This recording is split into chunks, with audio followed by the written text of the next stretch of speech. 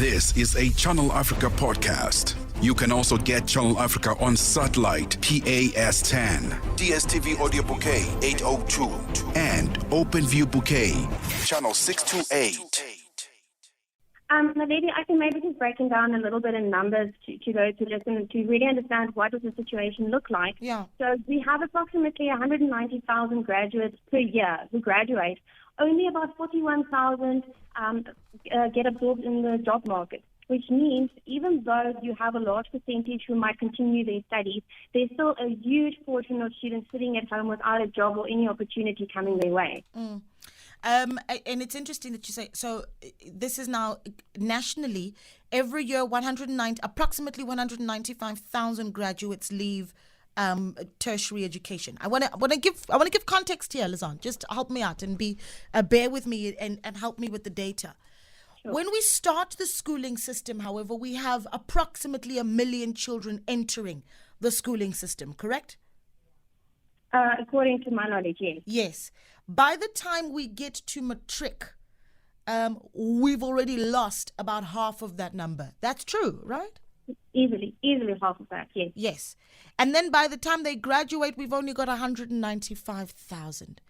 That for me is heartbreaking. That's over 800,000 kids that didn't even get a full education. And then you're telling me that the 20% that managed to get to varsity and finish it are also sitting at home.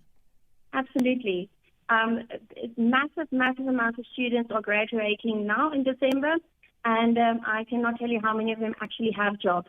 The average timeline of securing a job after graduation is anywhere from minimum 9 months to 18 months for many graduates, depending on the discipline that they study in. Oh my goodness, we're in such big trouble. So how did you get started with GradLink? So GradLink was a very simple start.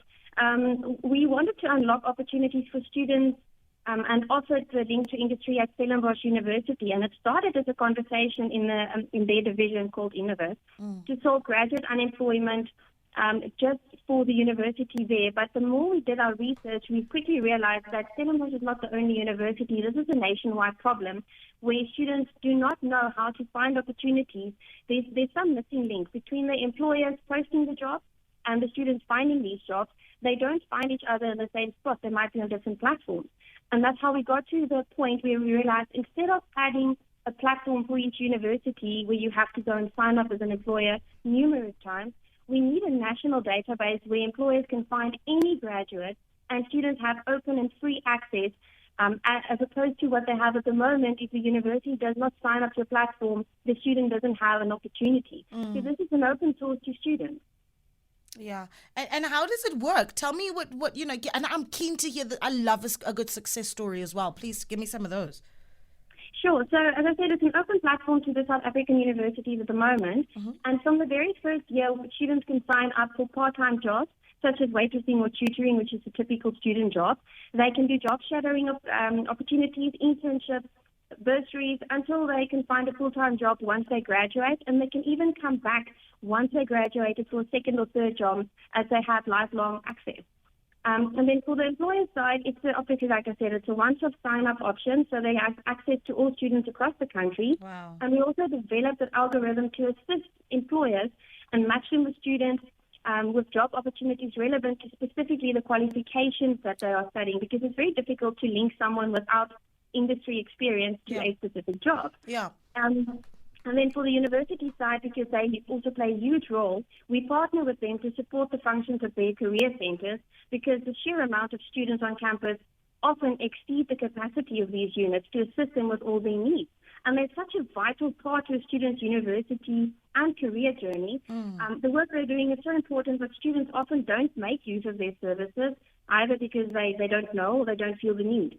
So we are supporting them as well by linking the students directly to their career officers once the university partners with GradLink.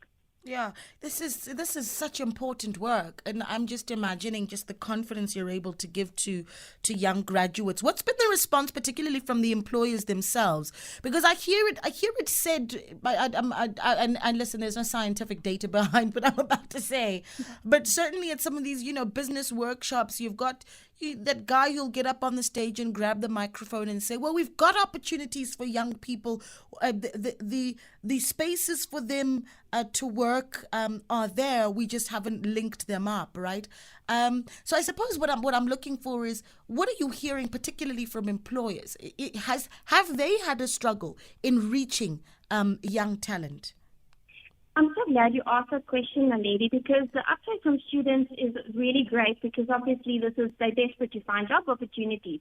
But for employers, as much as they are really excited about the platform, we often struggle more to get them to sign up job opportunities, because so many of employers at the moment tell us that, we don't really hire graduates. They don't come with a lot of experience, and they're not really career ready once they start. But, instead of that staying a challenge, we are trying from next year to also engage in an online learning platform for students, because this is a huge need to become career ready, because it is a lot of intensive work to employ a graduate that is not used to the pace in the workplace. They might not know how to conduct themselves, but it's not their fault, How are we equipping them? This is where we want to play a role. This is where career services come in. We need to help students to know what is expected of them, because it is a barrier to employers hiring graduates, because it takes so much time and effort to orientate them. And we are launching from the second half of next year a new module where we are going to focus on career readiness, so that we have graduates ready to start once they get employment. Then enter this conversation back to the fray, and this is actually one that was a big issue quite a long time ago, and I'm keen to hear your thoughts on whether or not then, when we talked about things like the youth wage subsidy, of incentivizing businesses then for bringing young people into their staff contingent, that possibly that is something that we should have done well to motivate businesses then to take young people in. No, absolutely. And we also realized that was a huge gap for students. So this is, you remember I mentioned job shadowing. This is where we started with a focus on partnerships with companies who don't necessarily hire graduates yet. Obviously, we always encourage a graduate program. But if they don't have the capacity for a program, we invite them to partner with GradLink in a different way to still invest.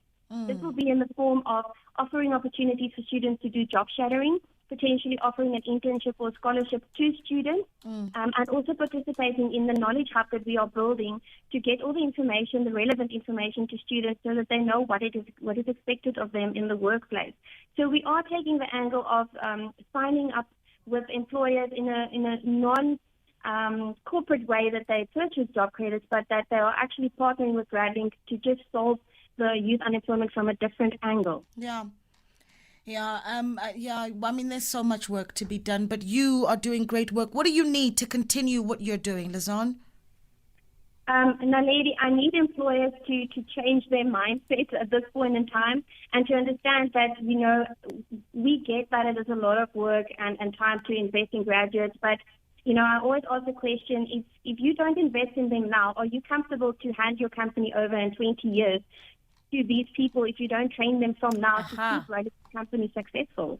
Oh, that's a very powerful question to ask there. Because we do need succession of our economy. Who's going to lead if we don't prepare them for the future? Exactly. How do we get in touch with you, Lizanne? So our website is live. It's www.gradlink. GradLink is with a C at the end. .co.za. But if you need any information, you can just send us an email at info@gradlink.co.za. And we've got someone on hand to sign up companies and verify. There's a process to verify companies to protect the students as well. And then they can just contact us anytime. Yeah, and I think just one more thing that I wanted to squeeze in before I let you go. Now, this is now for the employers and businesses that are listening.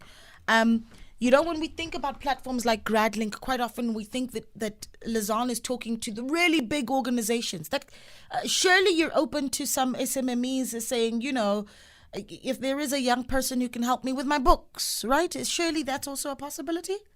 That is absolutely my hope, Naledi, because the big corporates, they've got their pipeline sorted. Yes. But if I can just use the example of a graphic design student, they're often left to their own devices because, it's difficult to find a job in their space often, so they start freelancing. And sometimes these small companies just want a graphic designer, part-time, full-time, it doesn't matter, and we are bargaining on the small and the medium companies to sign up because they are catching the students that don't get reaped up by the pipeline of the corporate. That podcast was courtesy of Channel Africa, the African perspective.